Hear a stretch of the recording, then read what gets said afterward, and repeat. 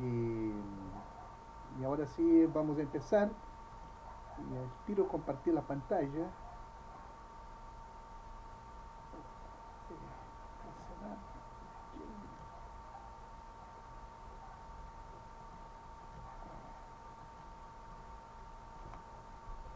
Ahora sí. Muy bien. Hoy día nosotros vamos a hacer un resumen de todo lo que vimos durante estos días de estudios. Y entonces es como si fuera todo de nuevo, pero no es todo de nuevo, sino un resumen. Entonces empezamos hablando de los, claro, el título, la existencia de Dios y los argumentos naturales que demuestran la existencia de Dios. Nosotros vimos que hay el argumento cosmológico, en otras palabras, es, a ver, volviendo acá, en otras palabras, es el universo que obedece a una causa y la única causa suficiente es Dios. Tenemos ahí, ustedes después van a recibir este resumen de todas las clases, ¿ya? Pero ahí están las referencias bíblicas, ¿ya? Tenemos también el argumento ontológico. El argumento ontológico, en resumen, todo lo que vemos no tiene existencia en sí mismo, sino que podría dejar de existir,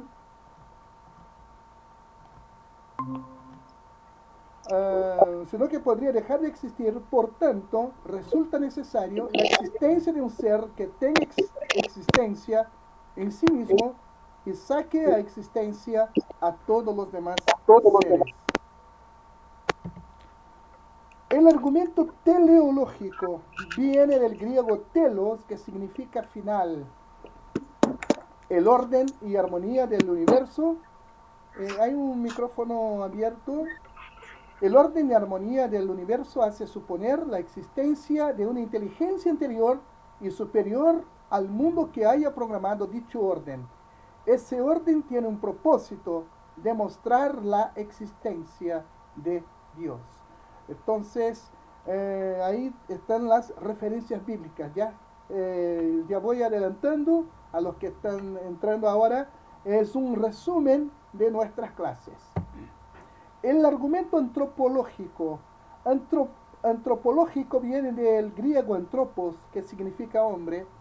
El hombre es un ser moral e inteligente, distinto al resto de los otros seres, dotado de conciencia moral y religiosa, así como de emociones naturales propias.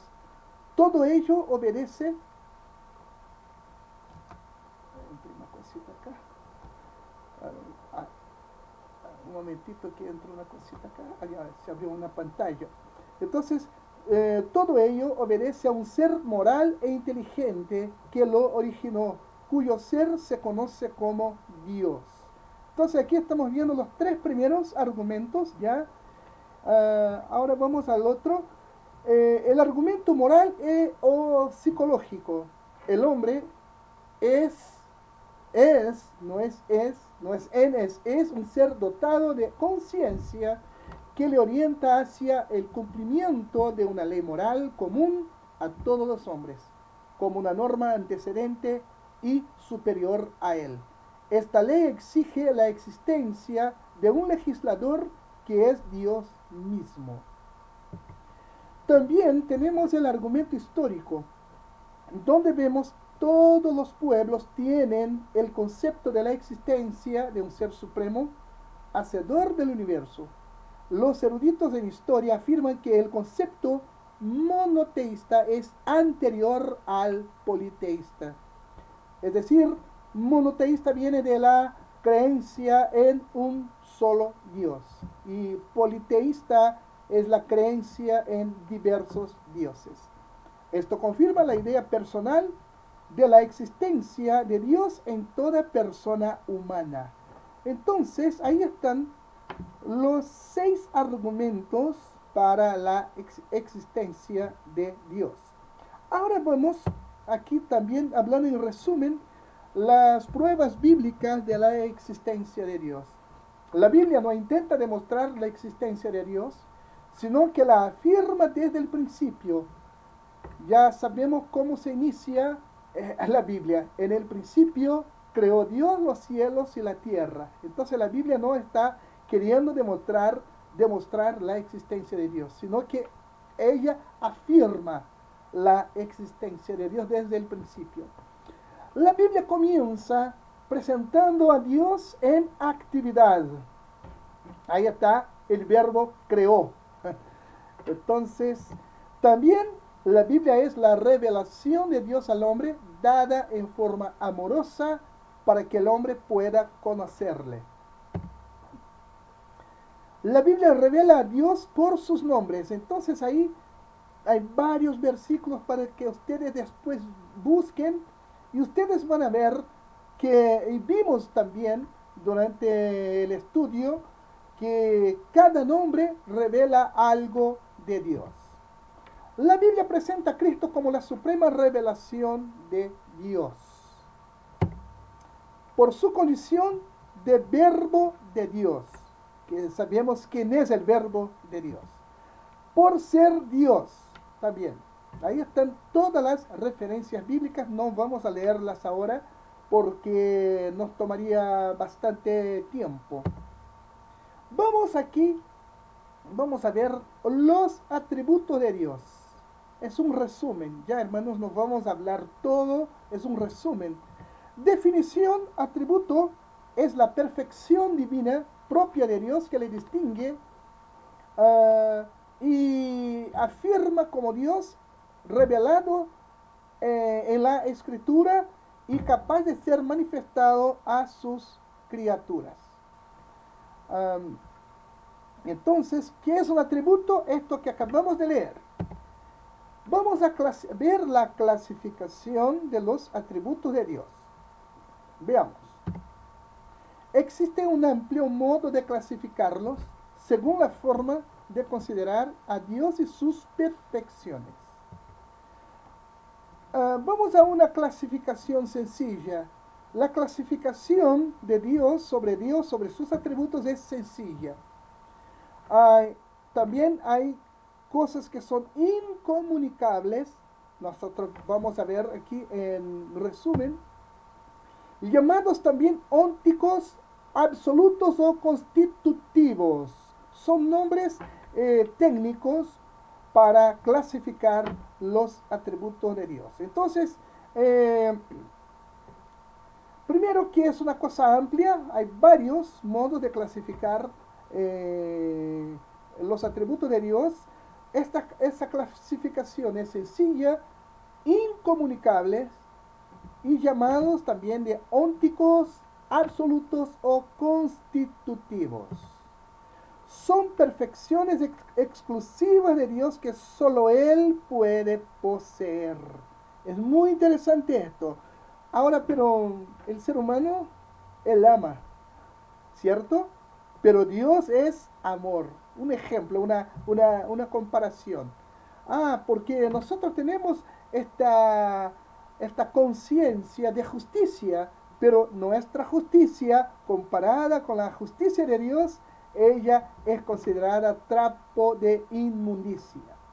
Entonces, no se comparan. Solamente Dios es santo, justo, amoroso, perfecto.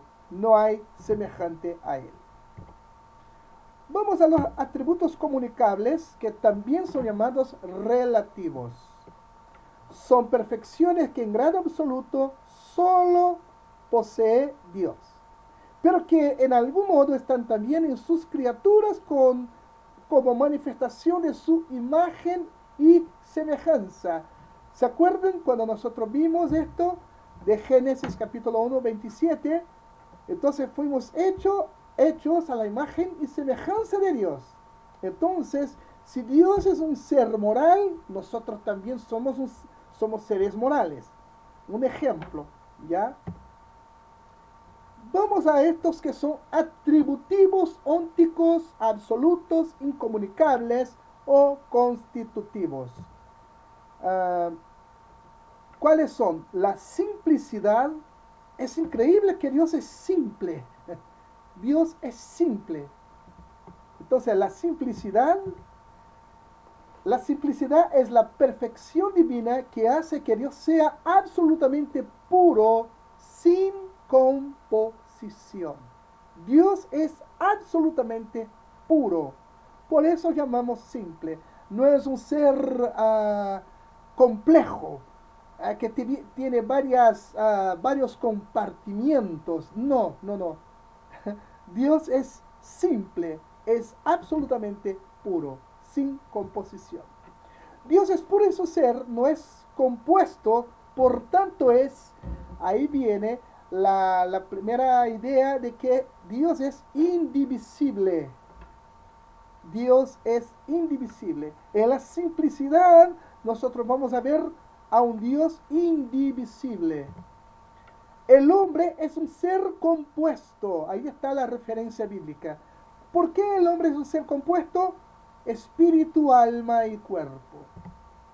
Este atributo no contradice la doctrina de la Trinidad, ya que la simplicidad tiene que ver con la esencia, mientras que la Trinidad tiene que ver con la subsistencia. Unicidad es la perfección divina que expresa la unidad de Dios. Dios es uno, ya hemos visto esto. El monoteísmo es doctrina fundamental de la Escritura, la creencia en uno solo Dios. Infinidad es la perfección divina que hace que Dios no tenga, limitación alguna. No hay limitación para Dios. Él es infinito, eterno. No hay comienzo ni fin. No hay límites para Dios. Dios es infinito, ahí están las referencias bíblicas. Sus perfecciones son también infinitas. La Biblia dice que su misericordia es para siempre. Infinitamente perfecto. Ahora hablemos de la eternidad. Es la perfección divina que se manifiesta a Dios como el ser sin principio ni fin. No hay sucesión de tiempo para Dios. Dios no está limitado a tiempo. Y es interesante cuando Jesús habla sobre Dios, que Él es Dios de vivo y no de muertos. Ahí está un ejemplo. Y también cuando la Biblia dice el Dios de Abraham, de Isaac y Jacob. Entonces para Dios, estos hombres que sabemos que han vivido, murieron, ¿cierto? Pero para Dios no. Dios dice, la Biblia dice el Dios de Abraham, de Isaac y Jacob. Es como si fuera algo presente. Dios es atemporal. Pasado, presente y futuro con sus acontecimientos son un eterno presente para Dios. Es interesante, ¿no? Inmutabilidad es la perfección divina por la cual Dios no puede cambiar. Esto me hace pensar mucho. Dios no cambia. Definitivamente Dios no cambia. El problema aparente de los cambios en Dios. Hay aparentes problemas ahí. Cuando dice, por ejemplo, que Dios se arrepintió, pero la verdad, el término es mal traducido. Entonces, cuando leemos, ah, Dios se arrepintió, la verdad es que sobrevino a Dios tristeza por ver al hombre como estaba en aquel entonces. No, porque sabemos que Dios no cambia. Dios no cambia. Arrepentimiento es cuando se hace algo y me doy cuenta que, pucha, esto no está bien. Tengo que hacerlo todo de nuevo, no puedo hacerlo más. Pero para Dios no es así. Y aunque en el tiempo del diluvio, casi toda la humanidad haya sido destruida, pero asimismo Dios preservó a Noé porque Dios lo encontró justo. Esto, ahí voy. Dios encontró a Noé justo y lo salvó juntamente con su familia. Entonces, la humanidad va a pasar por grandes cambios cuando venga la gran tribulación, cuando venga el arrebatamiento de la iglesia, pero y después el juicio final, cuando muchos van a ir al infierno y los salvos estarán para siempre con el Señor. Entonces Dios no cambia, hermanos. Dios no cambia. Entonces ahí ustedes podrán ver después las referencias bíblicas que estoy poniendo en el texto. Inmutabilidad no equivale a inmovilidad. Dios no es un ser estático, ¿ya? Porque uno piensa que Dios está eternamente sentado en un trono y no hace absolutamente nada. Él es inmutable, pero Él se mueve. Los cambios no afectan al ser de Dios, sino su relación temporal con los seres creados. Fíjense, los cambios no afectan al ser de Dios, sino su relación temporal. Observen, relación temporal con los seres creados. Esto debe entenderse en forma de antropomorfismo. Ya sabemos que es antropomorfismo. Quien cambia es el hombre y Dios toma la postura que corresponde a esa nueva situación. Un ejemplo, el hombre pecó. El hombre ya no tenía más comunión con el Señor. ¿Y qué hizo Dios? Lo primero que hizo Dios, la Biblia dice que Dios vistió al hombre. Saca ahí la ropa que tenía y la cambió por piel de un animal. ¿Se dan cuenta? Es Dios tomando la postura que corresponde a una nueva situación. Y así vamos a ver por toda la Biblia.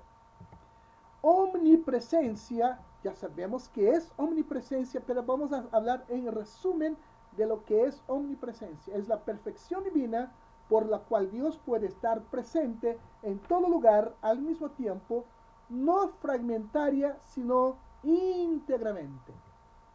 La Biblia enseña la omnipresencia de Dios, Salmo 139, son palabras del salmista David.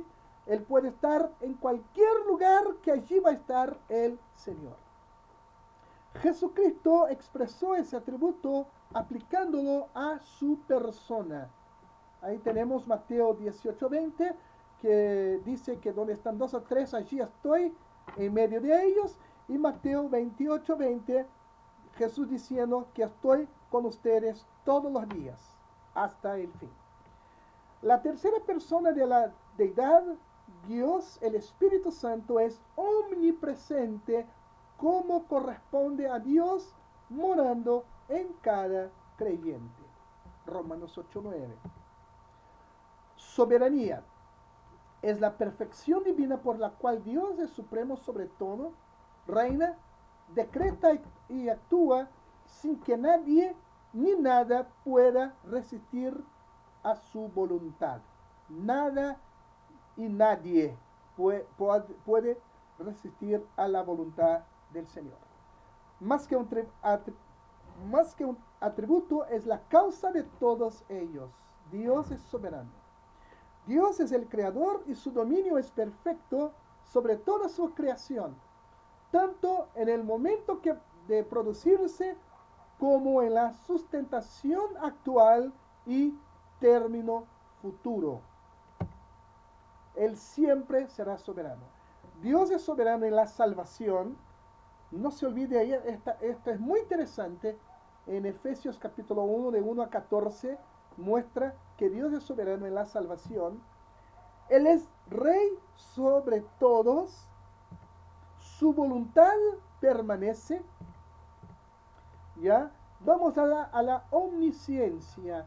La omnisciencia es la perfección divina por la cual Dios conoce todo.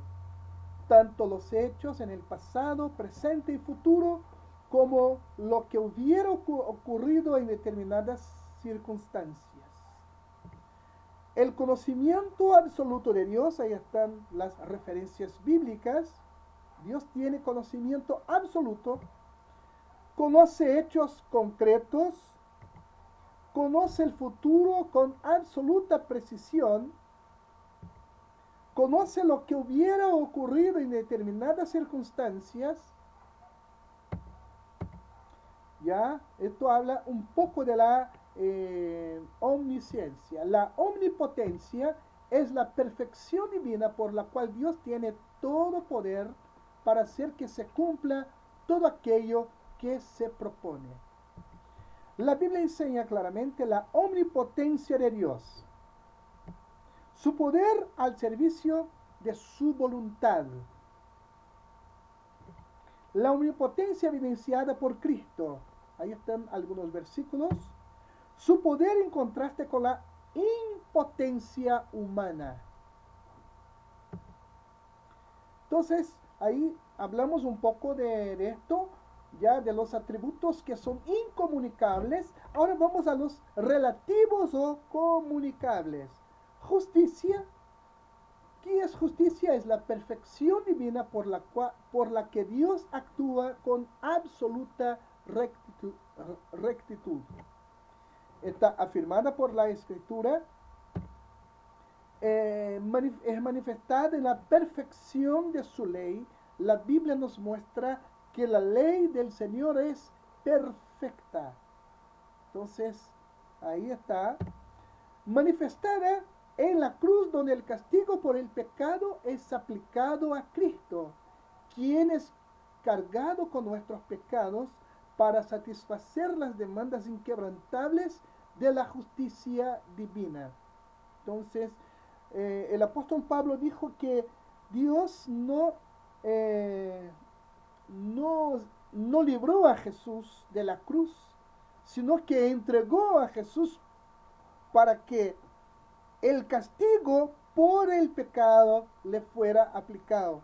Imagínense, un justo muriendo por los injustos. Pero esto pudo satisfacer las demandas inquebrantables de la justicia de Dios. Será manifestada en el futuro. Entonces, cuando nosotros leemos sobre la justicia, si estudiamos, nos daremos cuenta que en el futuro la justicia de Dios se va a manifestar de una manera muy fuerte. Amor es la perfección divina por la cual Dios hace todo con afecto entrañable y desinteresado. Más que una perfección divina, el amor define esencialmente a Dios. La Biblia dice que Dios es amor. No solo es que Dios ama, Él es amor. Todos los actos de Dios son cimentados en su amor. Increíble. Amor en soberanía. Ahí están las referencias. Amor antecedente. El amor de Dios es necesariamente eterno. Entonces, si Dios es eterno, el amor es eterno. Es infinito, es inmutable, es misericordioso. Hablemos ahora sobre la verdad. Es la perfección divina por la que Dios, todo cuanto expresa es verdad. Y además, Él mismo es verdad. La Biblia afirma esta verdad. La palabra de Dios es digna de todo crédito. Y Jesús, ¿qué dijo Jesús sobre la palabra santifica, que él orando, ora al Padre pidiendo para que Él santificara a los suyos, santifícalos en tu verdad, en la verdad, tu palabra es verdad. Dios guarda siempre la palabra dada. Todo lo que Dios habló, Dios hizo que se cumpliera. Por eso la Biblia me dice que Dios no es hombre para que mienta, ni hijo de hombre para que se arrepienta. Sabiduría.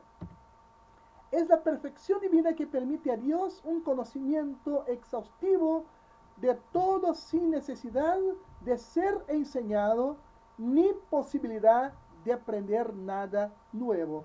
Esto está también vinculado a su omnisciencia, pero ahí está una de sus manifestaciones, la sabiduría. Pero nosotros también podemos obtener sabiduría. Si alguien no tiene, pídala a Dios. Dios tiene conocimiento absoluto de todo. La Biblia enseña esta verdad, es decir, sobre la sabiduría. Santidad es la perfección divina que hace a Dios apartado de toda especie de mal. Él no tienta a nadie, así dice su palabra, porque Él es santo. Él permite, pero Dios no tienta. Es muy interesante, tenemos que entender eso. La Escritura enseña esta verdad sobre la santidad de Dios. Esta perfección divina es una de las más celebradas en su gloria. Isaías capítulo 6, versículo 3. Los serafines decían, clamaban diciendo, Santo, Santo, Santo es el Señor. La santidad de Dios se muestra en su ley, que condena el pecado en todas sus manifestaciones. Dios odia todo pecado. Wow. Ahora vamos a saltar para la Trinidad. Salimos de los atributos, vamos a hacer un resumen de la Trinidad. Trinidad es el término usado para expresar que el ser divino subsiste en tres personas, el Padre, el Hijo y el Espíritu Santo. Aunque en sí mismo no es un término bíblico, es conveniente para el Dios que se revela en la Escritura como el Padre, el Hijo y el Espíritu Santo.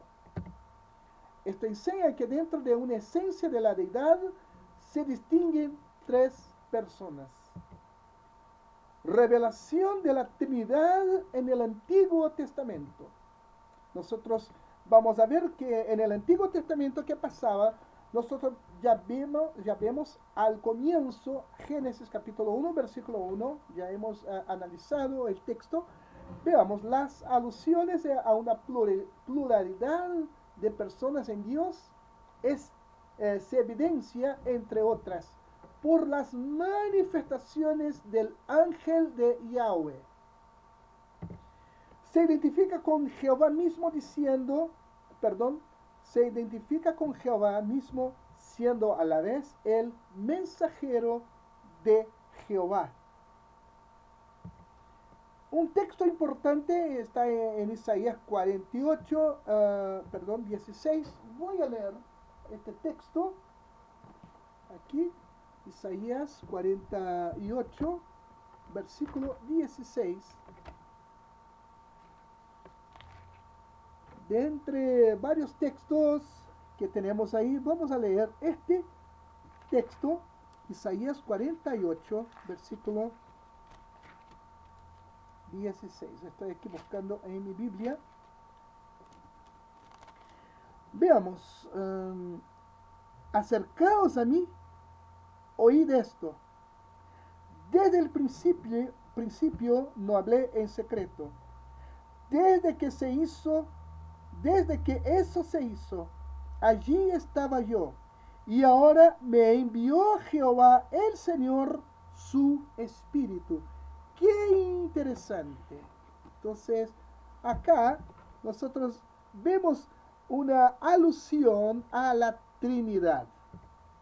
Revelación de la Trinidad en el Nuevo Testamento. La Escritura lo enseña, ahí están los textos bíblicos, Mateo 3, 16, 17, 28, 19, 1 de Corintios 12, de 4 a 6, donde claramente aparecen las tres personas divinas. 2 de Corintios capítulo 13, versículo 14, aquí el apóstol Pablo, quiero destacar este texto de 2 de Corintios, Segunda de Corintios, capítulo 13, versículo 14, donde el apóstol Pablo nos deja, se despide de, eh, al escribir su segunda epístola, y habla algo muy interesante. La gracia del Señor Jesucristo, el amor de Dios y la comunión del Espíritu Santo sean con todos vosotros. Amén. Entonces, en esta bendición de la Trinidad, esta bendición de Pablo está recordando a los corintios las bendiciones que habían recibido. Gracia del Señor, amor de Dios el Padre, Señor Jesucristo, amor de Dios el Padre y comunión con Dios y los hermanos a través del Espíritu Santo. Entonces, aquí encontramos entonces la revelación de la Trinidad en el Nuevo Testamento. Estoy hablando, es un resumen ya, hermanos, que ahora voy a hablar un poco de la aplicación personal de la doctrina de Dios, obviamente, a nuestras vidas. ¿Cómo puedo aplicar la doctrina de Dios en lo personal? Veamos, Dios es bueno, como se evidencia en el hecho de haberse revelado al hombre, sin cuya revelación jamás podría llegar a conocerlo. En esto vemos la bondad de Dios. Él se revela a nosotros. Su revelación fue de tal modo que personalmente Él, en su segunda persona, Jesucristo, se hizo carne para que le conociéramos en plenitud. Se hizo próximo al hombre hasta llegar a ser nuestro hermano, semejante en todo a nosotros, pero sin pecado. Es la mayor expresión de amor posible. ¿Se dan cuenta? Como Dios se reveló a nosotros. Fíjense, como Dios se reveló a nosotros. El creyente debe corresponder a su amor en una entrega incondicional a su servicio y para su gloria. Los atributos de Dios revelan sus perfecciones, esto es, indican cómo es el Dios de la Biblia. Dios es santo, apartado de toda especie de mal. Dios es amor, amando a cada pecador. Dios demanda de sus hijos una vida a su semejanza, una vida santa, una vida de amor hacia los demás, a los hermanos, a la familia, a los perdidos como Él lo hizo. El creyente debe expresar el amor a Dios mediante la obediencia a su palabra. ¿Se dan cuenta? Y con esto terminamos esta parte. Ahora dejo de compartir la pantalla. A ver. Ahora sí, dejo de compartir la pantalla. Y ahora sí. Volvemos aquí a vernos cara a cara. Como yo les dije al comienzo, esto es un resumen, ¿ya? Es un breve resumen, es un resumen de los resúmenes de la doctrina de Dios. Yo lo hice así más corto para que pudiéramos ganar tiempo y ahora sí dedicar este tiempo a preguntas, ¿cierto? A consideraciones y otras cosas más. Ahora sí, ustedes están con la palabra.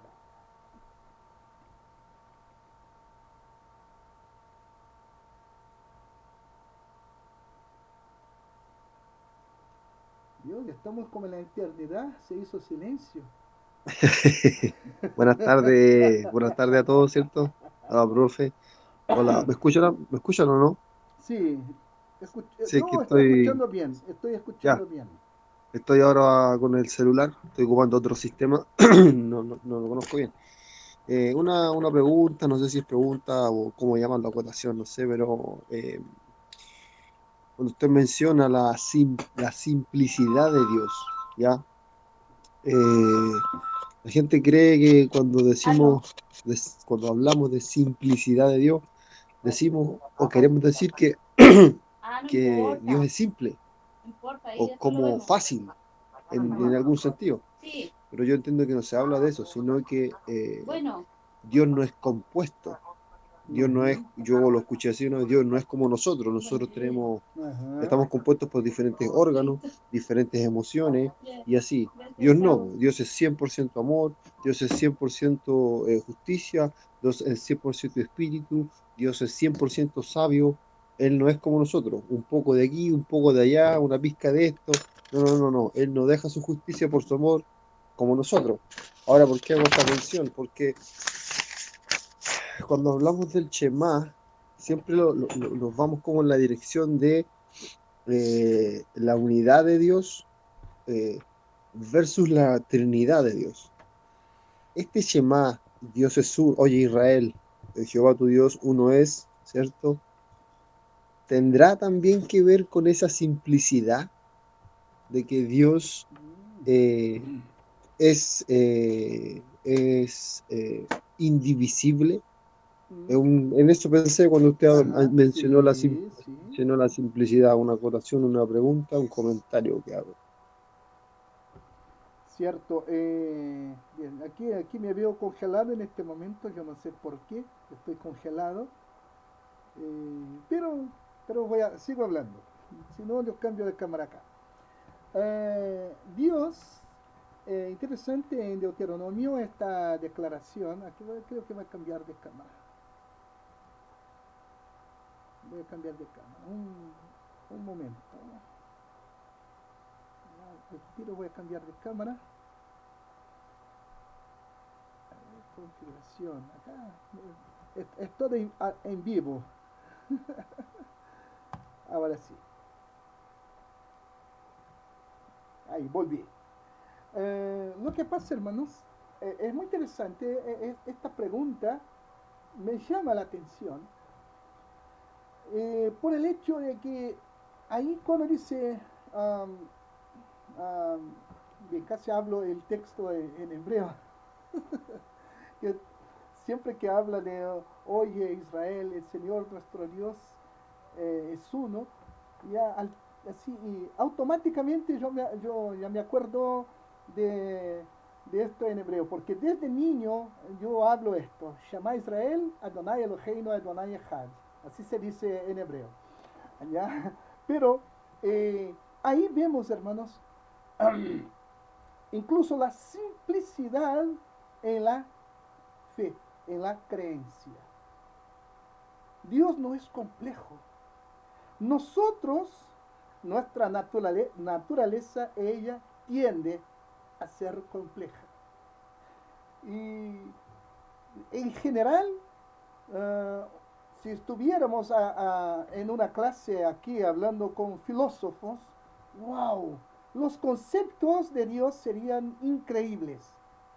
Cosas incluso bastante eh, inalcanzables. Porque la tendencia es complicar. Mientras que Dios, ¿cómo hizo Dios? Siendo soberano, todopoderoso, creador, ¿qué hizo? Él se hizo hombre como nosotros. De modo que el hombre hoy, incluso casi ya pasados casi 2000 años desde la muerte de Cristo, hasta ahora, hasta la fecha, nosotros podemos entender quién es Dios a través de lo que Jesús hizo por nosotros. Es impresionante. Esto es impresionante.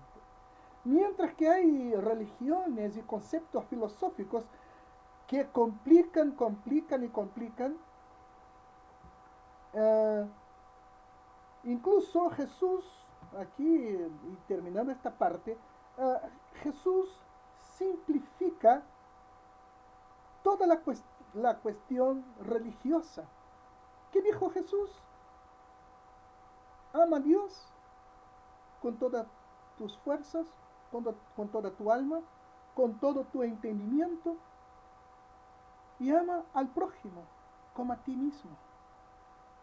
Y él dijo, en esto está toda la ley y los profetas. ¿Se dan cuenta? Es una simplificación de la creencia, de la fe, en contraste con religiones que dicen que tú tienes que hacer tantas cosas, hay que hacer eso, aquello, lo otro, y si no lo haces no alcanzas la vida eterna, mientras que la vida eterna es esta. ¿Qué dijo Jesús? La vida eterna es esta, que crean en ti y a Jesucristo a quien tú has enviado. Nada más que eso. ¿Se dan cuenta? Yo veo ahí una tremenda simplicidad en la fe.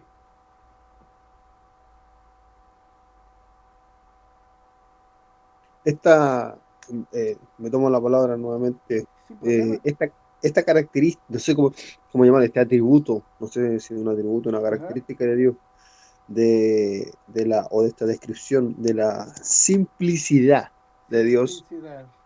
¿Usted sabe, profe, más o menos eh, quién la descubrió, cómo la descubrió, o más o menos Mire, qué fecha, qué mire, teólogo? bien, ahora yo no tendría bien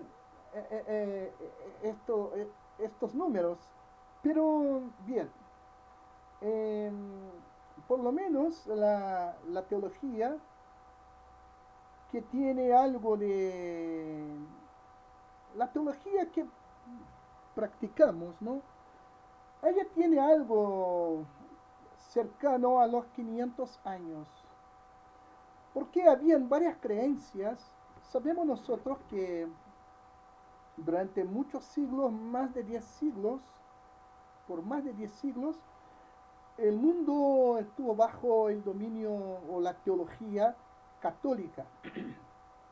Y los que se aventuraban a no concordar, incluso teólogos bastante honestos, bastante serios y comprometidos con Dios, morían. Morían porque no concordaban con la Iglesia Católica. Entonces, a partir de la Reforma Protestante, en 1517, a partir de ahí, y eso llevó tiempo porque no fue de la noche a la mañana, hubo guerras, persecuciones, muertes.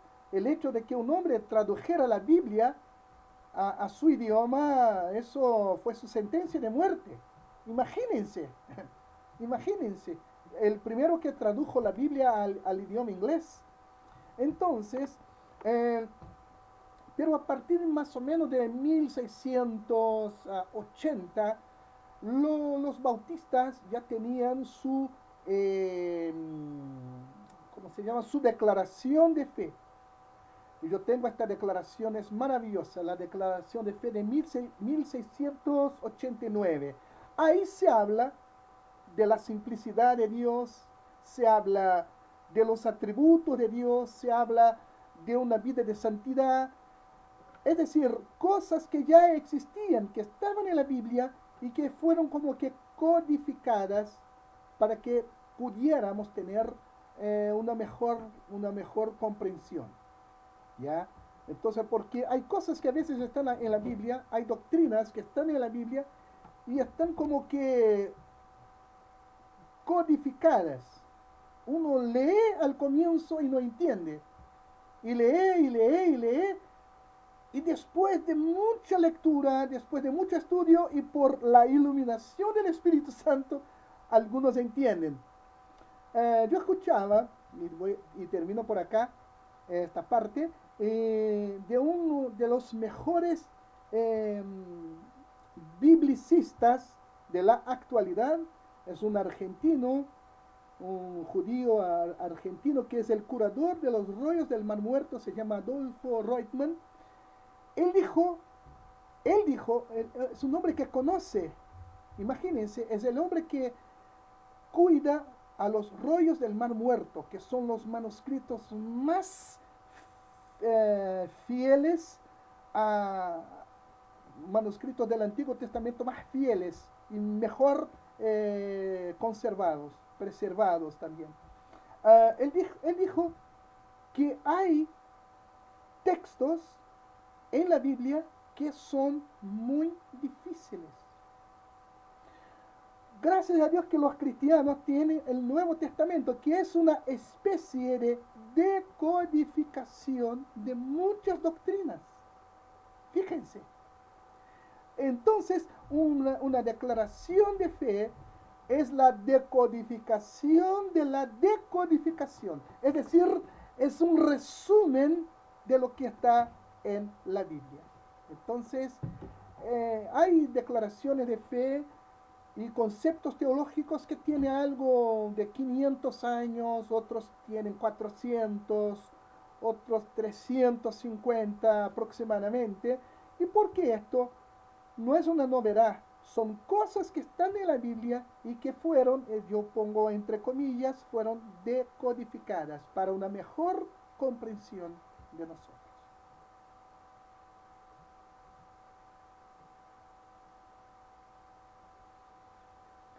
Pueden preguntar, todavía tenemos tiempo.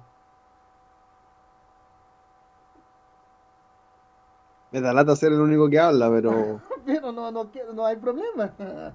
Y yo aquí eh, estoy escuchando. sí, usted habló, mencionó así a grandes rasgos o mencionó solamente el concepto de teología católica, ¿cierto? Ajá. Como usted dijo también, la iglesia tuvo por 1000 años o un poco más eh, cimentada en esta teología católica y claro, cuando se levantaba algún protestante, moría al tiro prácticamente. Pero yo he escuchado, y ahora que usted lo mencionó, me vino esta línea.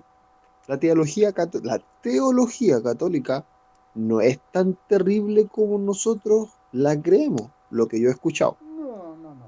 Olvidémonos de la Mariología, que esa es una herejía, pero del porte de un buque más grande que el Titanic, ¿ya?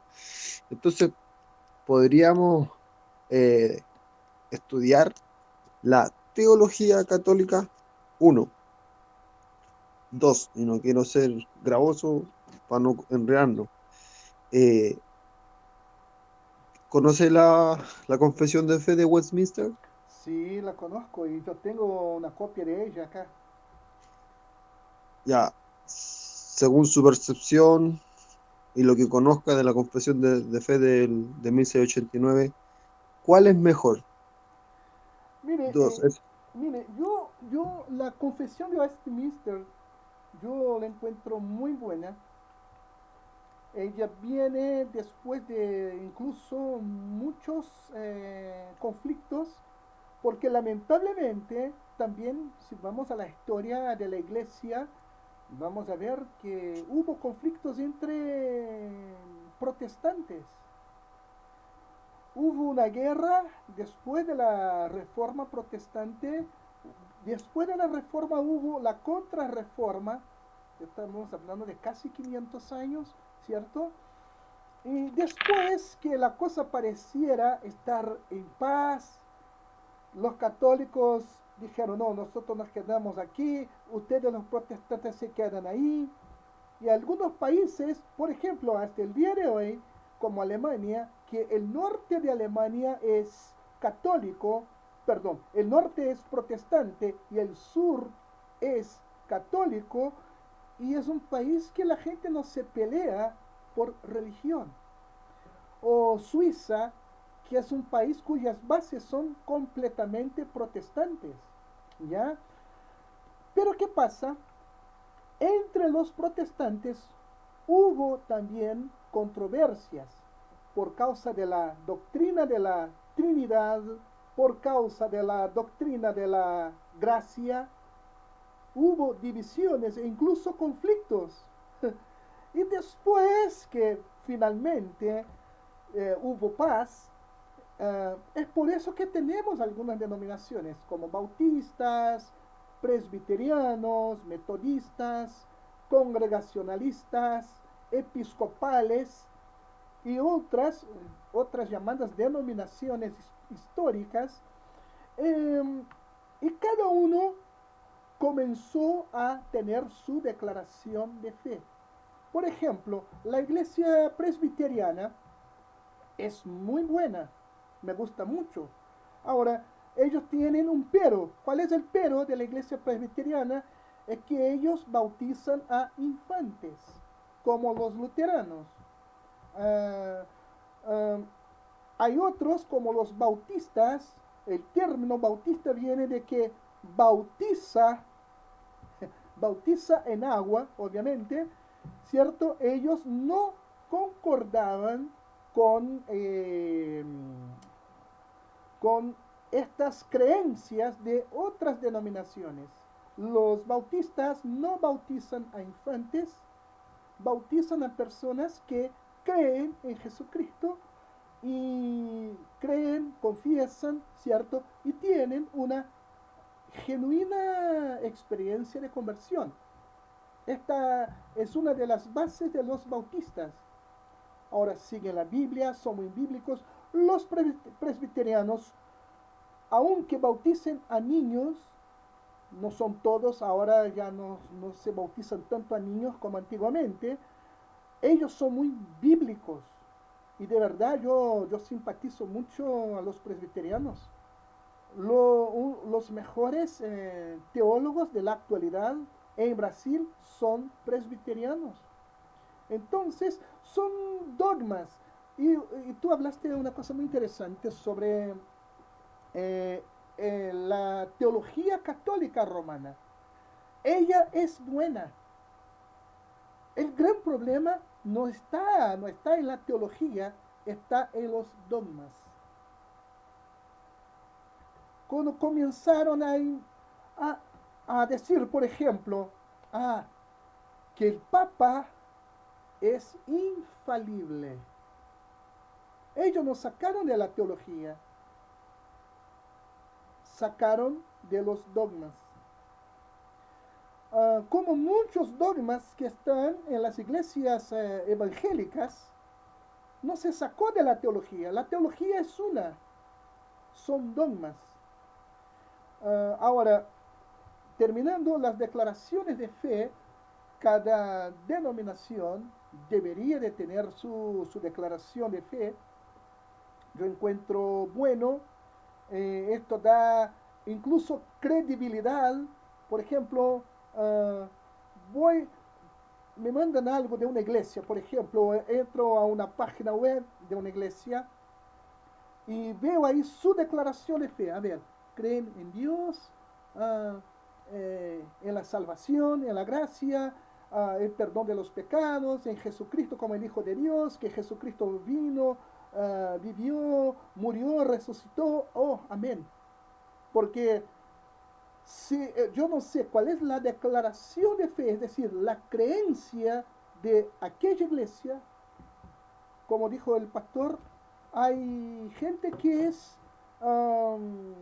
solo Jesús, un ejemplo, es solo Jesús. Otros que ya tiene la cuarta persona de la Trinidad. Entonces, ¿cómo eso? Entonces yo no puedo tener comunión con ellos. Porque la Biblia dice, un Dios, una fe, un bautismo. Entonces, ¿cómo eso? Si la creencia de una supuesta iglesia cristiana no está en concordancia con la Biblia, yo no puedo considerarla una iglesia, digamos, buena. Las iglesias tienen que ser buenas en el sentido de creer en Dios, en su palabra, en Jesucristo, la presencia del Espíritu Santo, um, la segunda venida de Cristo, son cosas básicas. Ahora, dogmas, son, para mí es otra cosa.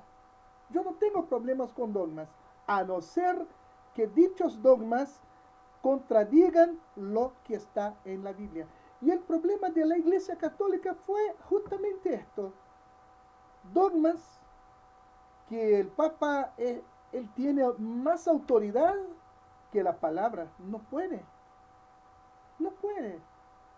Ningún edicto, ninguna declaración, nada puede ser más que la palabra de Dios.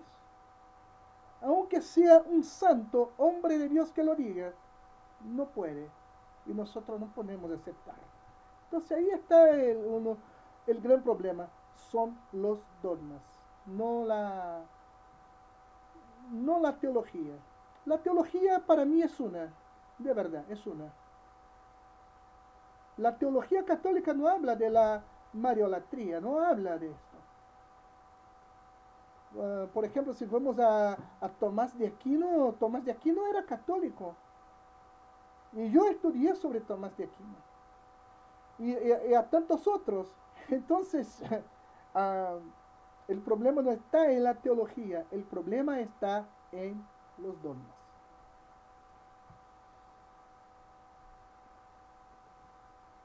Estoy buscando, si me permiten seguir hablando mis compañeros, estoy buscando algo acerca de Tomás de Aquino, ya, para ver un punto. Y me llama la atención mucho de hablar de las confesiones de fe. Eh, la confesión de fe de los apóstoles, o el credo, que es conocido más como el credo de los También, apóstoles, es como un poema, es casi cortito, sí, ¿cierto? La confesión de fe de Westminster, que yo algo he visto, es más amplia. supongo es más amplia, supongo que es parecida del 1689, que solamente la he escuchado, Ujú. ¿cierto? Ahora, ¿por qué, por qué si los apóstoles creían en el mismo Dios que los teólogos de Westminster y de 1689, por qué está esta diferencia tan grande de contenido Ah, de una sí. confesión pequeña, Ah, precisa, concisa, sí. a confesiones que hoy día marcan la iglesia, porque la de 1689 hay iglesias en Latinoamérica que la siguen, que la declaran, y la de Westminster también, ¿cierto? Pero, ¿por qué ese cambio tan grande? Sí, ¿Por- porque por- yo veo, hermano, es que los conceptos, ellos evolucionan. Así veo yo. Los conceptos evolucionan. Por ejemplo, los cambios, los cambios que se producen en la sociedad, en la cultura en general. Un ejemplo, yo leía hoy día en un diario, no, yo veía un video que en Brasil un pastor, uh, una pareja de homosexuales lo está demandando porque el pastor se rehusó a bautizar a uno de ellos. Fíjense, es decir, antiguamente, ¿cómo se trataba? Vamos a volver ahí a 200 años en el tiempo, cuando se sabía que un hombre era homosexual, lo quemaban. Yo leía que los puritanos en los Estados Unidos, ahí por más o menos en la misma época de la independencia de los Estados Unidos, los puritanos encarcelaban a las personas, digamos, mandaban encarcelar, o la ley de determinados estados norteamericanos, estamos hablando de 200 años aproximadamente, encarcelaban a miembros de iglesias que trabajaban los días domingo. ¿Se dan cuenta? Ahora, hoy día no veo a ningún pastor norteamericano que mande encarcelar a un feligrés o a un miembro de su iglesia por haber trabajado un día domingo. Estamos hablando de cambios en los conceptos. Entonces, antiguamente, volviendo al asunto, por ejemplo, un homosexual era casi que quemado, vivo.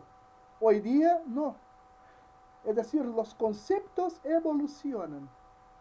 Y así como los conceptos evolucionan, la iglesia en general, ella debe estar preparada para estos cambios.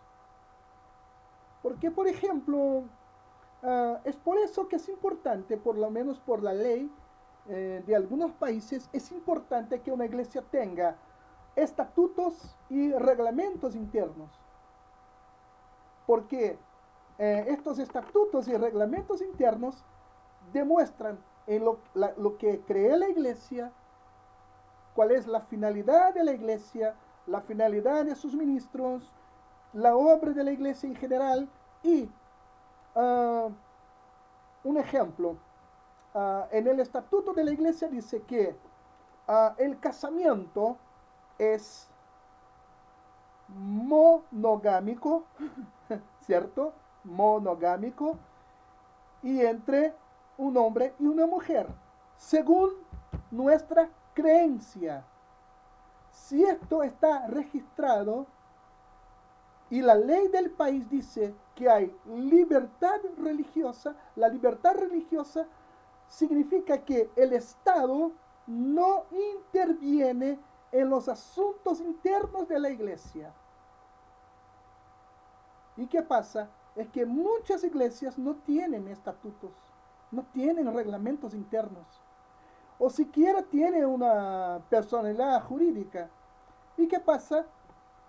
Ahí se abre una brecha, ahí, digamos, yo tengo una iglesia y no, no, porque el Señor me dio una visión, yo comencé una iglesia, y llega una pareja de homosexuales diciéndome, ¿sabe Marcos? Queremos casarnos en tu iglesia. Y yo les digo, no, no puedo. La Biblia me dice que no. ¿Y qué van a decir ellos? Marcos es un homofóbico. Pero si yo tengo registrado que mi creencia en la palabra de Dios me dice que no, ninguna justicia del mundo podrá llevarme preso. ¿Se dan cuenta? ¿Qué pasa? Vuelvo a decir, los cambios en los conceptos. Antiguamente era muy simple. Si volvemos ahí, si nos vamos al desierto, ¿cierto? Cuando Israel todavía estaba ahí peregrinando por el desierto, ¿qué pasaba?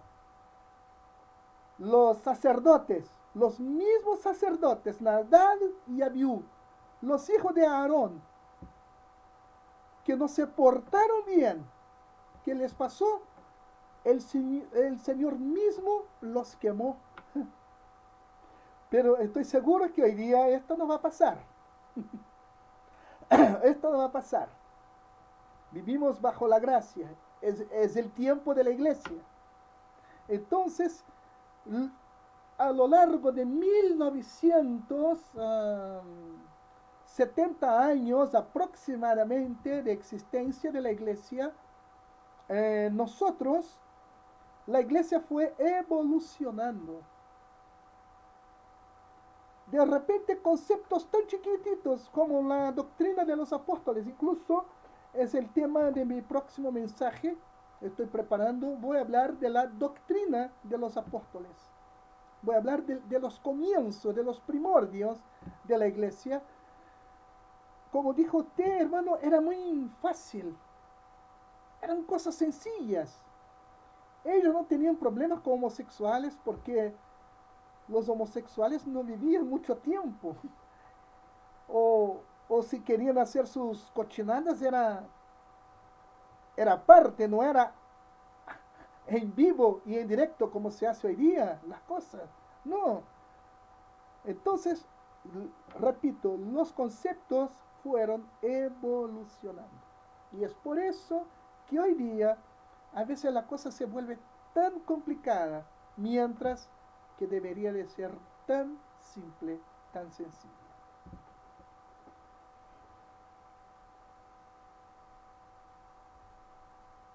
¿Alguien quiere hablar algo? Pastor Abraham, hermana María. No, estaba entretenido escuchándolo. Estaba entretenido escuchando. Ahí no me veo. Disculpen, pero tengo problemas para escuchar. No, los audífonos se me murieron, ya no puedo hacer nada con ellos, así Oh, que qué tengo un pena. poco de problema. Estoy aquí, está mi esposo y me está pidiendo once, así que estoy con un problema, un poco de problema, así que no puedo escuchar bien. eh, Así que pucha, de verdad lo siento en el No se alma, preocupe. pero voy a retirarme porque estoy complicada, así que gracias. Estuvo muy bonito. Le iba a hacer no una consulta, sino que en la parte donde sale santidad, no sé si decía Dios no tienta a nadie, dijo usted, Ajá, así es. que me Está acordaba escrito. de una anécdota que yo tuve hace un tiempo atrás, Ajá. de una compañera que robó. Entonces se la llevaron a mi oficina porque, bueno, la iban a venir a buscar carabineros. Entonces ella me dice, llorando, me dice, hoy dijo, yo no sé por qué Dios hace que yo haga esto. Entonces yo le dije, ¿sabéis qué? No me digáis eso, le dije yo. Dios aquí no tiene nada que ver, le dije yo, con tus Exactamente. actitudes, le dije yo. Dios no hace que tú robes. Tú lo hiciste porque tú quisiste, le dije yo. Pero no lo hace que tú robes, porque Dios, es decir, tú sabes que robar es malo, le. Me dio mucha rabia, esto fue hace mucho tiempo, me dio mucha rabia y cuando usted dijo, Dios no tienta a nadie, es verdad, Dios no tienta a nadie. Eh, pero me acordé al tiro de esa compañera, Ah. me acordé al tiro, de verdad que a mí me dio mucha rabia esa vez y ahora cuando me acuerdo, también yo digo, ¿cómo la gente? Porque he escuchado a mucha gente, ¡ay Dios, ¿por qué hace que yo, por qué hago esto? ¿Por qué Dios? ¿Me entiendes? No, Cuando hacen cosas que no deben hacer. es el mismo. Entonces, siempre le echan la culpa a Dios, siempre, El pero síndrome es el síndrome del Edén. sí, no se culpa a uno misma, dice, yo tuve la culpa, pues si yo fui la que tomé la decisión, ¿me entiendes? Siempre Claro, la culpa a Dios, y exacto. por todo, porque si hay gente, no sé, enferma, o gente se muere, o niños enfermos, niños que mueren en guerra, o por qué Dios, por qué, toda la culpa es Dios, y no se da cuenta que el ser humano se ha alejado de Dios, y por eso las cosas pasan lo que pasa, porque el ser humano se ha alejado de Dios, Así es. porque ya no les interesa nada de Dios, buscan otras cosas para satisfacerse. Así es. Se ve a todas luces todo lo que buscan. Hoy todo lo bueno es malo y todo lo malo es bueno. Así es. Entonces, de verdad, está hirviendo mi tetera, así que Así es. de verdad doy gracias por la clase, muy hermosa. Estoy muy complicado hoy día, por eso se me dice, los audífonos ya no los puedo, los tengo todos corchados, pero Oh. ya no, Dios me dará otros para la próxima clase, así que pero doy gracias a Dios por todo, Dios los bendiga a todos y ahora me retiro, Ok. maestra. Usted ¿Ya? tendrá, usted tendrá la clase después. ¿Ya? La Les veo voy a mandar después. la clase después. Ya. Ya, Entonces, entonces, gracias. entonces, hermanos, hay muchas cosas. eh, por ejemplo, yo estaba preparando este resumen, era hoy en la tarde, y veía sobre la necesidad, por ejemplo, aquí en Talagante, nosotros, bien, hay un pastor, la iglesia ya tiene su pastor debidamente ordenado, preparado. Es una persona que yo conozco hace muchos años, lo conocí cuando tenía 20, 19 años, ahora va a cumplir 35. Y bien, pero cuando de vez en cuando yo hablo a la iglesia, yo no soy el pastor de la iglesia y tampoco quise serlo, porque veía la necesidad de, de ver una iglesia que empezó de cero, absolutamente cero, sin templo, sin nada. Y, pero aquí nosotros nos dedicamos mucho a la enseñanza bíblica. Los mensajes son bíblicos. Acá no se predica mensajes motivacionales, cosas que se ven por ahí hoy día, que son, si no se predica esto, es como si el hombre no supiera predicar. Pero yo me preocupo mucho con la formación doctrinal de una iglesia. Es muy importante, es la base, es la base. Y cuando se conoce cuando nosotros víamos, perdón, que Dios, conocer a Dios lleva tiempo. Dios no necesita explicarse quién era, de dónde vino, qué hacía, absolutamente.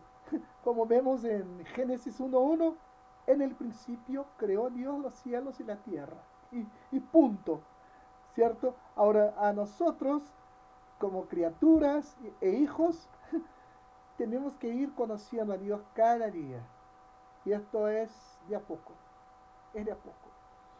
Entonces requiere tiempo, oración, dedicación, disciplina, porque si no, y lo que veo en los hombres del pasado es que ellos se consagraban completamente al Señor, conocían a Dios, y Dios se iba revelando a ellos.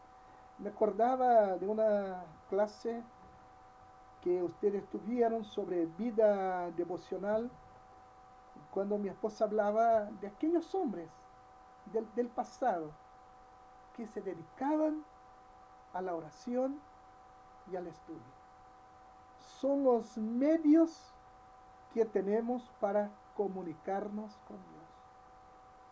Y de esa forma nosotros vamos conociendo, ¿cierto? Nosotros tenemos los aparatos de comunicación, celular, computador, ¿cierto? Y con esto establecemos contacto. Recibimos conocimiento. Ahora, de parte de Dios, es a través de su palabra y a través de la oración. Sin estas cosas es imposible. Seremos vacíos. Yo podría conocer toda la doctrina, toda ella. Pero si yo no conozco a Dios, nada tendría valor alguno tendría, si yo no trato de conocer al Señor. Sí, Pastor Abraham. Cuando al escuchar, ¿cierto? Toda la exposición ya que habla de Dios, ¿cierto? Primeramente la cosmología, antropología, teología y todo eso, y también los atributos, ¿cierto?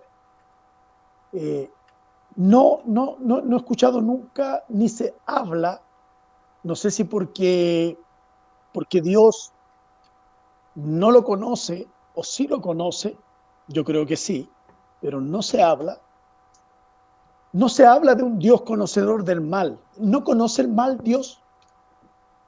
Él sabe que existe el mal. No le escucho nada. Perdón. Yo Está había apagado muteado. mi micrófono. Él sabe que el mal existe. Él sabe.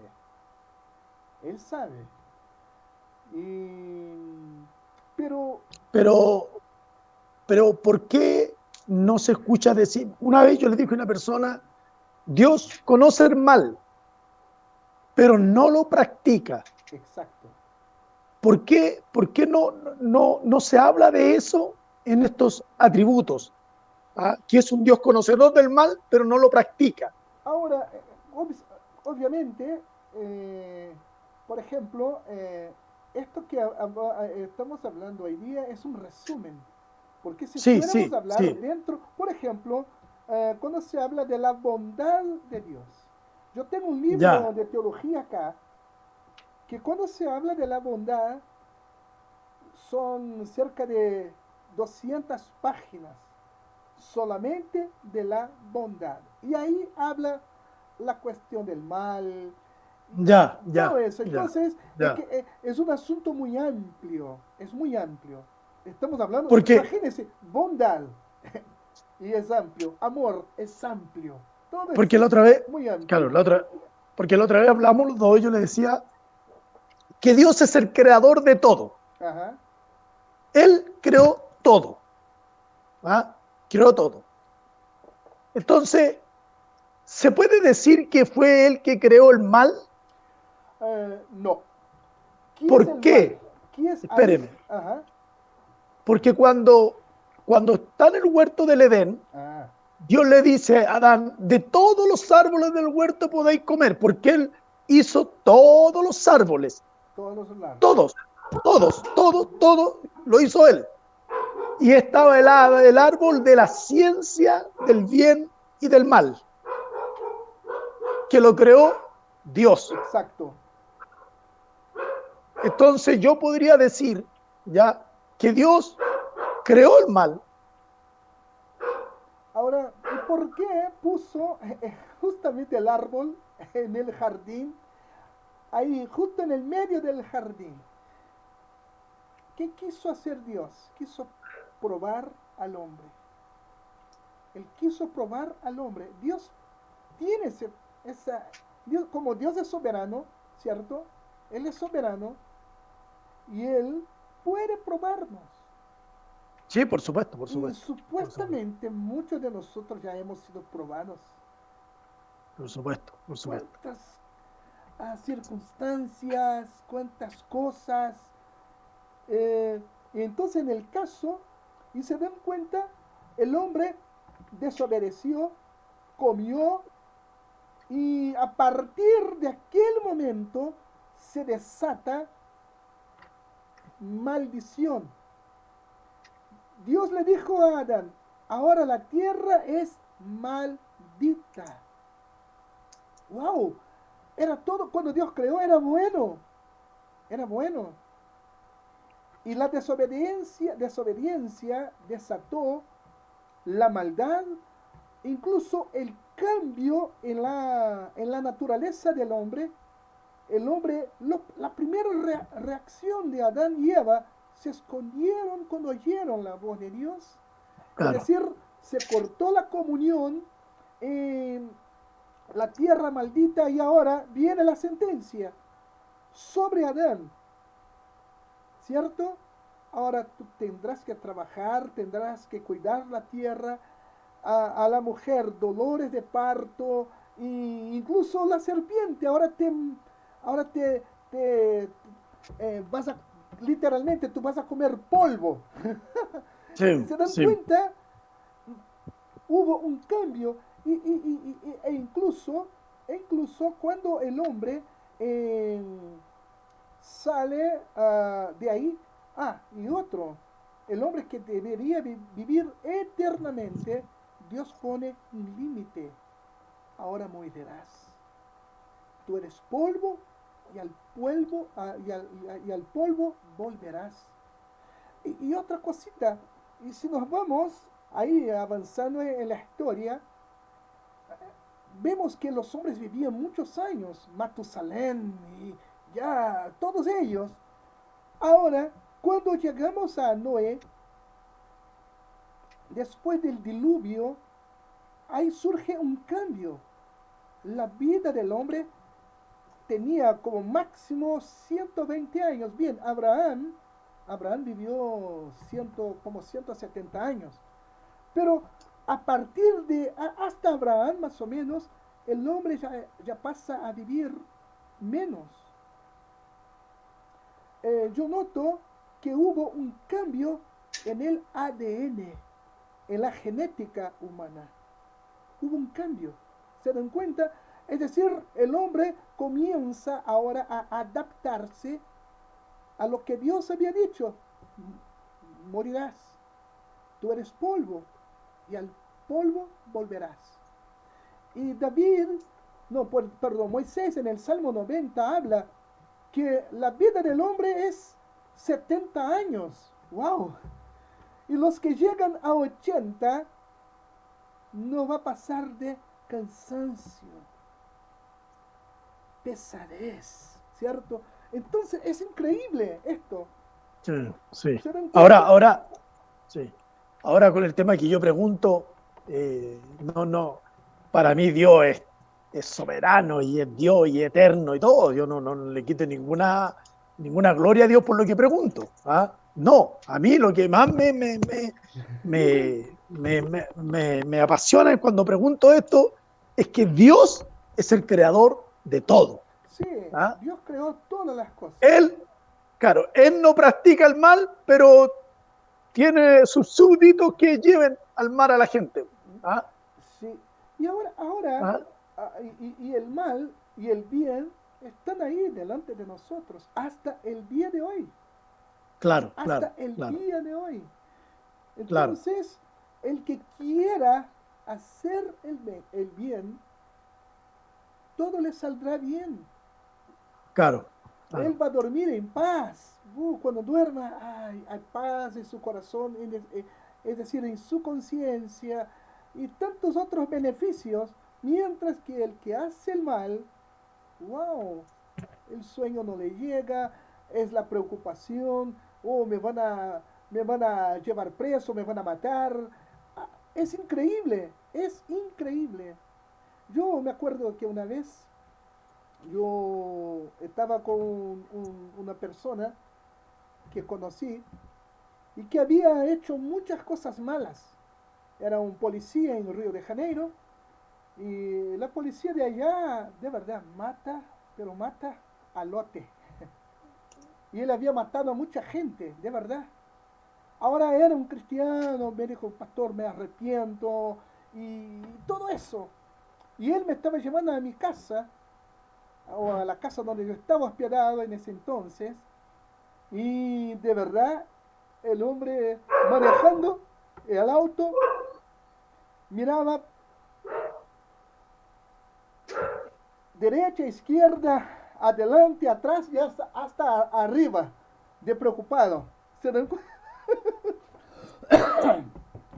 se dan Porque esto, hablando de su pasado, había hecho muchas cosas malas. Y me acuerdo que pasó algo muy interesante, que mientras me iba llevando a casa, eh, él se detuvo. Me dijo, no, vamos a comer algo porque usted llegó a la iglesia y usted llegó, predicó y ahora estamos yendo lejos. Paremos para comer algo. Y comimos algo.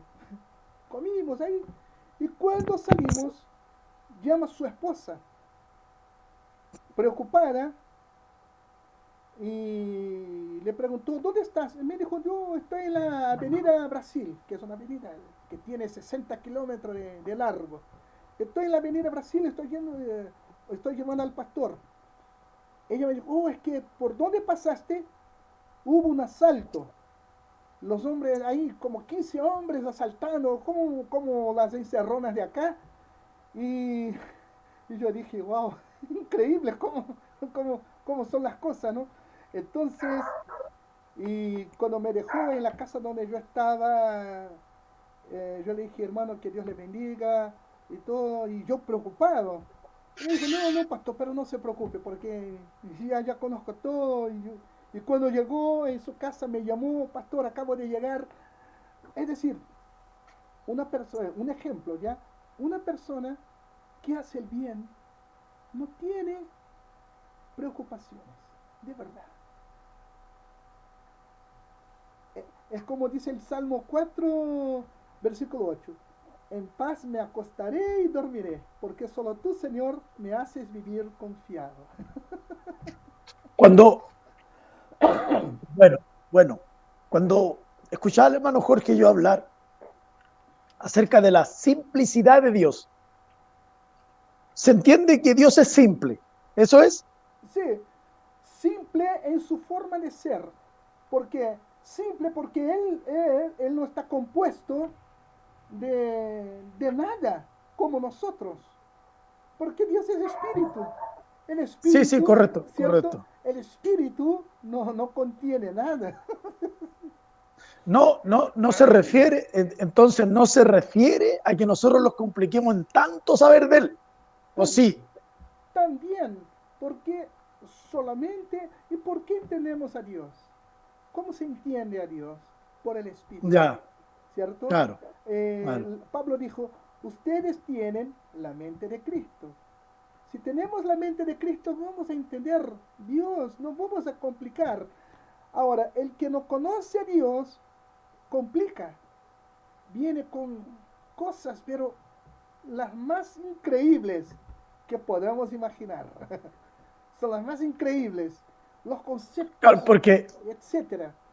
¿por qué preguntaba esto yo? Porque nosotros veíamos la escritura, no tengo la Biblia en este momento, ya, pero vemos la escritura, sobre todo en Hechos de los Apóstoles, ¿cierto?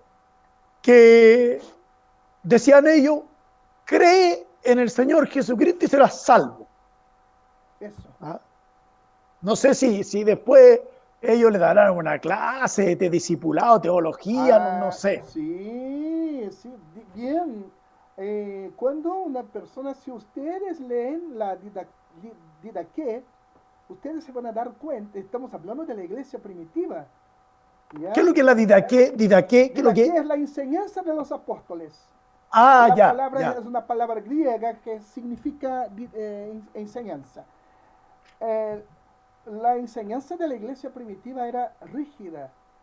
Primero, Ya, primero, una persona no convertida no participaba de las reuniones. Se hablaba de Jesús, se compartía esta persona cuando confesaba a Jesús, es decir, tenía la experiencia de conversión, es decir, el nuevo nacimiento. Ahí esa persona era llevada a las reuniones de la iglesia, pero ella no participaba de la Santa Cena, de las reuniones para los miembros. En general las casas tenían 2 pisos. Entonces en el piso de abajo se reunía la iglesia y en el piso de arriba los llamados catecúmenos, es decir, los nuevos convertidos, eran enseñados, adoctrinados, aunque bautizados, hasta que, hasta que más o menos se cumpliera aproximadamente 2 años y medio, 3 años, ahí sí podrían bajarse para participar en las reuniones de la iglesia. Eran enseñanzas muy rígidas y era la doctrina de los apóstoles. No que esté en la Biblia, es que a ellos les pareció bien hacerlo así. Hoy día no, se mezcla.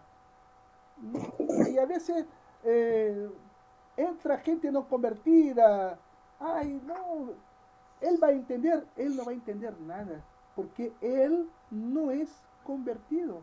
Una persona no convertida, la Biblia dice que el hombre natural no entiende las cosas espirituales.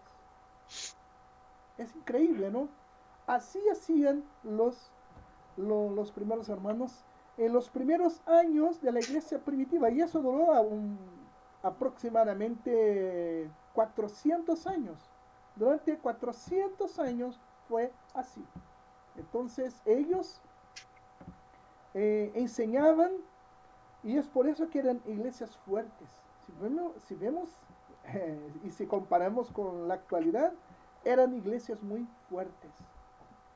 El otro día yo veía un video de un arqueólogo cristiano mostrando cómo eran esas iglesias. Él estaba en Turquía y mostraba esta casa, era una casa que era ruinas, esta casa fue una iglesia. Y él mostró por qué, porque tenía marcas, incluso tenía marcas, mosaicos que daban identificaban como una iglesia. Entonces, o sea, podemos decir que en la actualidad, ¿cierto? Entre comillas, tenemos mucho conocimiento, pero poca práctica. uh-huh. ¿Podría ser así o no? Me parece que sí, en algunos casos, porque, por ejemplo, hoy día tenemos tantas Biblias, tenemos tantas versiones de la Biblia, tenemos tantas tantas aplicaciones de evangelismo, de discipulado, tantas cosas que tenemos, pero en la práctica faltan muchas cosas. Puedo hacer una acotación ahí, si me permiten interrumpir un poquito. Creo que la declaración no es precisamente mucho conocimiento y poca práctica, porque hay gente que tiene mucha práctica dentro de la iglesia, mucha, Ujú, pero ahí pongo una coma para decir que creo que la declaración correcta es mucho conocimiento y poca conversión, porque no es la práctica la que define la conversión. Entonces, ahora, ¿por qué marco esto? Porque es claro, preciso, que en la primera iglesia eh, convertirse no era como ahora. Ahora vamos al río vamos, hoy día, por ejemplo, si el río de San Francisco tuviera agua y nosotros quisiésemos hacer un bautismo ahí en el río, van todos y se ven bonitos y los más y los menos vergonzosos se meten ahí, se bautizan, les ponemos un micrófono para que toda la plaza escuche, declara que Jesucristo es tu Señor y tu Salvador, y el hermano Cholagüe dice, con el micrófono dice amén, y la mitad del pueblo escucha y sale del agua y algunos arriba del puente aplauden. Perdone la ilustración tan larga, pero en la antigüedad, usted sabe, profe, que no era así, porque en la antigüedad tú decías, y yo soy cristiano, y el tiro 5 romanos tenés encima con espada matándote. así es. Entonces, esa confesión de fe no es la misma de hoy día. Y ese es un problema serio, serio, serio, pero profundamente serio dentro de la Bastante. iglesia. Había una pregunta que me impactó mucho en conversión bíblica y la hago porque no sabía bien qué responder. Era, ¿a quién? No, no era así la pregunta, pero estoy parafraseando. ¿Quién puede recibir la Santa Cena? Ah, Quién se convierte en un miembro de la iglesia? Muchos salimos adelante y confesamos, pero no hay cambio, no hay transformación. eso. ¿Cómo hacemos ese juicio? ¿Por la práctica? Eh, Si no es la práctica la que convence, ajá. ¿Cómo dice la Biblia? Es que por los frutos, por los ¿cierto? frutos, Son los justamente, frutos. justamente. La Biblia habla de frutos. Ahora, Pero yo estoy mal en decir, porque si yo para ver los frutos tengo que ver a alguien que practica. es que yo también iba a hacer ese hincapié, po. Sí, es ¿Cuáles muy son los frutos? interesante, ¿no? Es muy interesante. Fíjense, por ejemplo, yo me acuerdo un joven que fue miembro de la primera iglesia que yo fui pastor, estoy hablando de 36 años. Él era un surfista. Les voy a contar su testimonio. Y con eso también ya vamos a iniciar. Él estaba surfeando, era madrugada, un joven de origen católico, pero católico entre comillas, porque no iba a iglesia, se drogaba, era un joven muy rico. Y ahí, como a las 5:30 de la madrugada, estaba surfeando. Entre una ola y otra, ahí estaba él. De repente él para, mira hacia el mar y él comenzó a pensar en su vida, los problemas con las drogas, una vez que casi murió por causa de las drogas. Y él dijo que estaba como que escuchando una voz que le hablaba. Y él dijo, ¿sabe? Me parece, y él dijo, contando su testimonio, él decía que le entró un temor tan grande que dijo, ¿sabe? Esto que estoy viendo es la creación de Dios. Y cuántas veces yo me metía al agua, drogado, blasfemando el nombre de Dios, y le entró el temor. Y él dijo que a partir de aquel día nunca más usó drogas. Y resolvió escribir en su tabla lo siguiente, el nombre Jesús. Escribió el nombre Jesús. Y se pasaron meses Y él iba a la playa, le ofrecían marihuana, dijo, no, no, ya no fumo más. Y, y nunca más usó drogas. Nunca más se involucró con prostitución, con cosas que los jóvenes sin Cristo hacen. Y después de un tiempo trató de leer la Biblia. Dijo, no, tengo que leer la Biblia. No había quien lo discipulara, no iba a ninguna iglesia.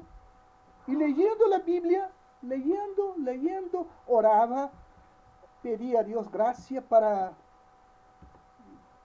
seguir adelante. Y le habló a su polola, ¿sabe qué? Quiero también que tú conozcas a Jesús. Así le iba hablando. Y él después de un tiempo leyó que él debería congregarse. Y dijo, estoy mal. Y trató de ir a buscar una iglesia. Y ahí habló con el pastor, le contó su experiencia. Y hoy día este hermano es un pastor de una gran iglesia.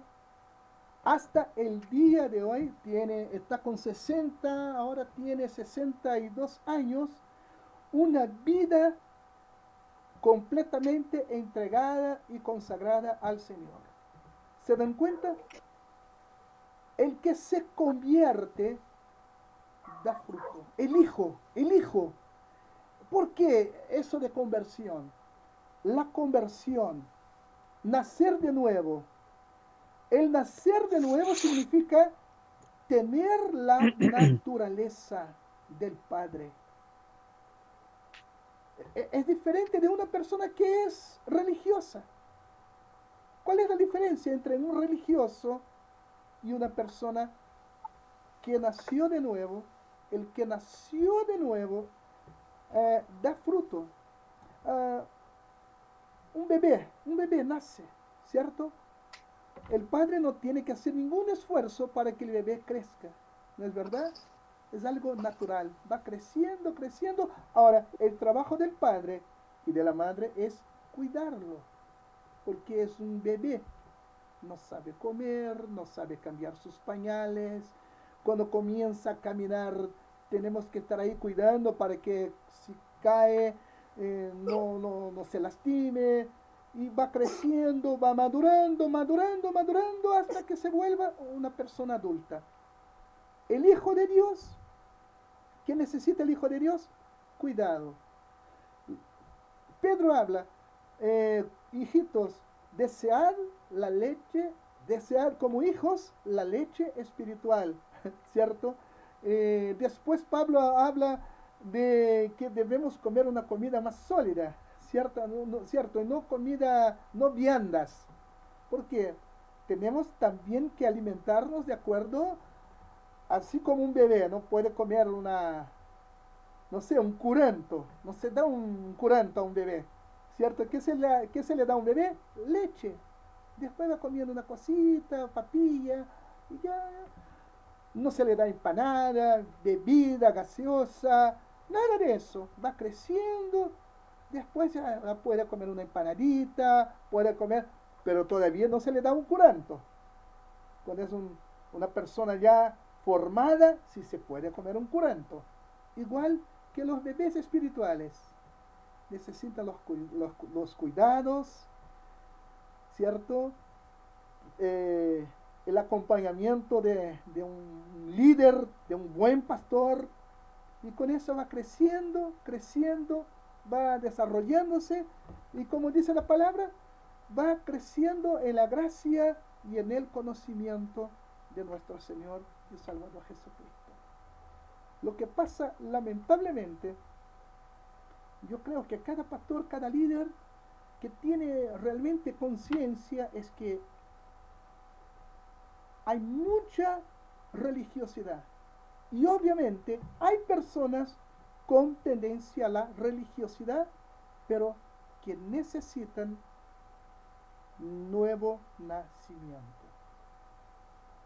Ay, bien, ustedes ya lo saben bien, ya han estudiado, ¿cierto? Y eso, hermanos. Wow, ya hemos aquí hemos hablado bastante. Bien, hermanos, yo quiero felicitarles por, por tan buenos aportes a estas clases. Cada clase siempre tuvimos bastante aportes súper buenos. Les deseo, hermanos, a que ustedes realmente sigan creciendo en la gracia, en el conocimiento del Señor. Más tarde yo les voy a enviar este resumen también, ya juntamente con el video. Ya, hermanos, y bien, es la última clase.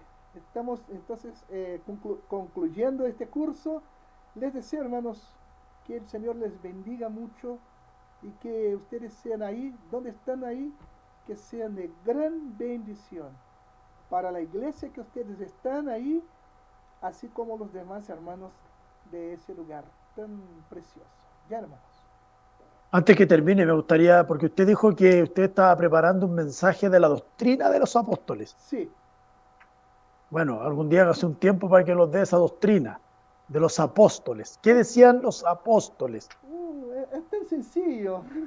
Es tan ¿Ah? sencillo. A ver, sí lo tengo acá. A ver. ¿Usted tiene por ahí la didaje, profe? ¿La tiene usted? Yo tenía. Yo tenía. Actualmente tengo solamente fragmentos. La doctrina de los apóstoles es muy fácil. Am, es muy fácil. Vamos a Hechos 2:42. Y perseveraban en la doctrina de los apóstoles, de la comunión unos con otros, en el partimiento del pan y en las oraciones. Y a partir de ahí la cosa se va desarrollando. Y Pero hay un, para no extenderlo, pero hay un, yo siempre me he preguntado, ¿dónde ocurrió el momento que se separó este tema de la doctrina de los apóstoles? a ver, bien, esto tendríamos que, ustedes van a tener bastante sobre esta enseñanza. Ya, entonces, No, pero yo puedo dar una cucharita. En la historia de la iglesia. Miren, a partir del momento en que los apóstoles, los 12 apóstoles, murieron, pero dejaron discípulos, ¿cierto? Pero los discípulos también fueron muriendo. Y lo que pasa que una iglesia, incluso esto es esto está comprobado en la historia de la iglesia.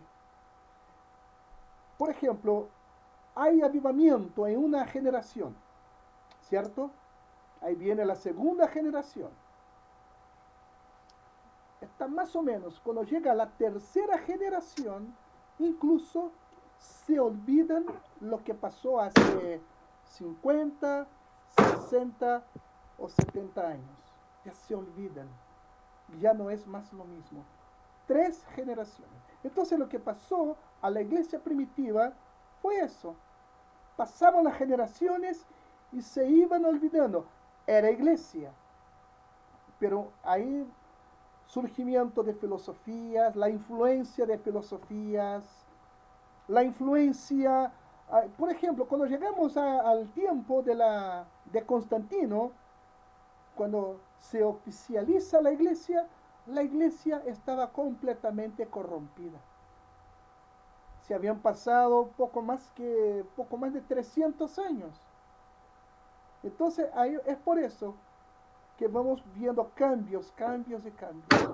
Ahora, maestro, ahora existe, por ejemplo, cuando hablamos de este tema de la iglesia, los discípulos, los apóstoles que partieron,